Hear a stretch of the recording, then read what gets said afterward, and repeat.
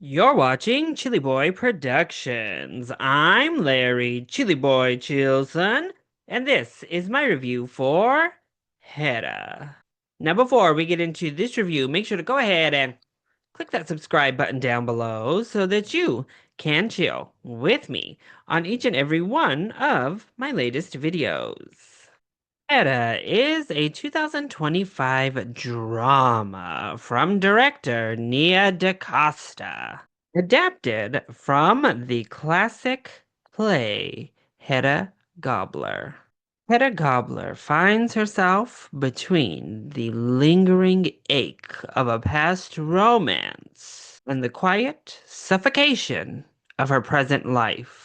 Over the course of one long charged night, long repressed desires and deep tensions erupt, pulling her and everyone around her into a spiral of manipulation, betrayal, and passion. The film stars Tessa Thompson as Hedda, Nina Haas, Tom Bateman, and Imogen Poots. So I was able to attend the world premiere for Hedda at the 2025 Toronto International Film Festival. Now, obviously, you give me a scandalous film full of queerness, and I'm there, opening night. You add Tessa Thompson to the mix, and it's directed by Nia DaCosta. Yeah, I was really excited to see this film and get to see it in a movie theater because it will be premiering on Prime Video October 29th. But getting to watch the world premiere in a theater, you can't pass that up. And I have to be honest, I'm not overly familiar with Hedda Gabler, the play, so coming into this film, I didn't have many prejudices about the changes that were being made to the source material. And obviously, I already said if you make it gay, I say okay. So yeah, I loved that change right off the bat. But if you're looking for a great comparison to the original play, this review is not going to be for you because I don't have that kind of back knowledge with the play itself. As for the film, I think it is a very well-crafted, beautiful film, but one that I wasn't able to fully invest myself in. Hmm.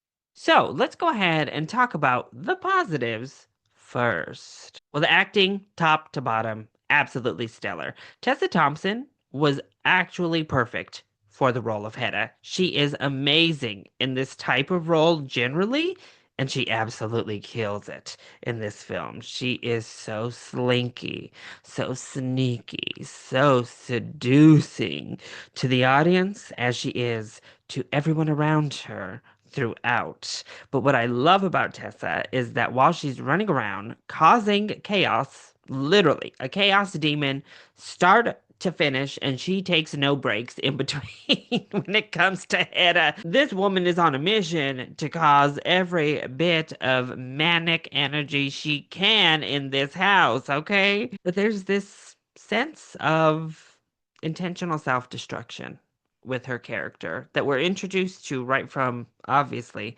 the very first shot. And I think the first scene of this film literally sets up her character so well in such an inventive way. I loved it. I also think Nina Haas is amazing. She's so good in this role. I know her character initially is written as a man and they gender swapped her, but it actually plays into the narrative really, really well. Making that character a woman, one, adds an entirely new dynamic to the romantic tension between she and Hedda, but two, this professor storyline gets so much added context. Her decision making, how she falls into some of Hedda's manipulation makes so much sense in the context of her being a woman for this character. Plus, everybody else in this film is also fantastic. The acting is just top tier, top to bottom.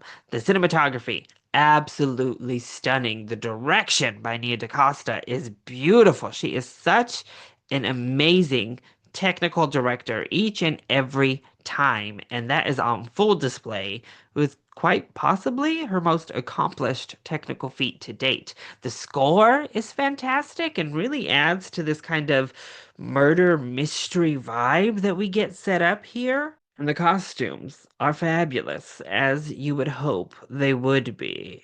So then, what doesn't work so well when it comes to Hedda? Well, I think the second act just felt long for me, if I'm being completely honest. And I am seeing this at a film festival, so I'm seeing many films every single day, all day, every day, for days on end.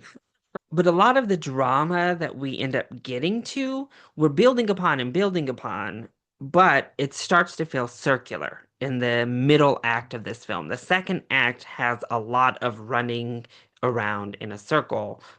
Don't really feel like we're pushing forward as much as we are just placing pieces on the same board over and over again. And in saying that, it also doesn't endear us enough to most of these characters.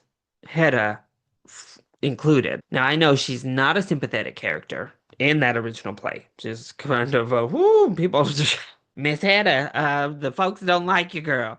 And I think actually she is more sympathetic in this rendition than, past iterations of the character have been in the writing.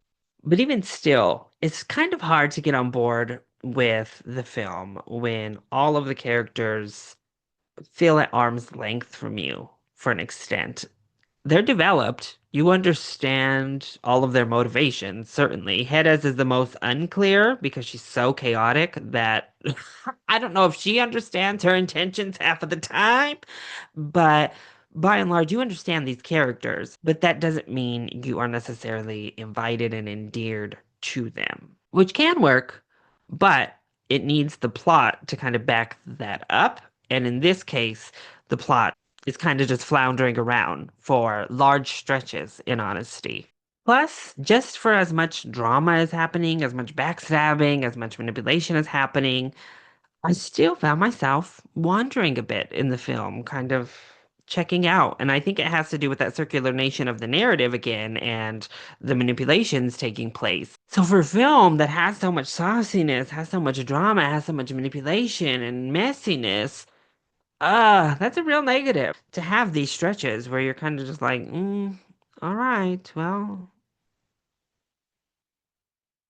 what's next? I'm ready to move on. I'm checking my watch. This movie feels like it's starting to run long. So overall, I enjoyed Hedda, and I can't wait for it to drop on Prime Video because I would like to give this a second watch with fresh eyes out of a festival setting and see how my opinion of the film changes either positively or negatively. But as it stands, it just didn't grip my attention and enamor me, seduce me in the way that I was hoping for heading into the film. There are certain aspects of it that are fantastic. The technical achievements of the film are beautiful. Unfortunately, the narrative is just never as enrapturing as I had hoped for. So that was my review for Hedda, releasing on Prime Video October 29th. I hope you enjoyed my review. If you did, go ahead, click that like button down below and subscribe to the channel so that you are always up to date on all of my latest videos, including each and every one of my reviews from TIFF.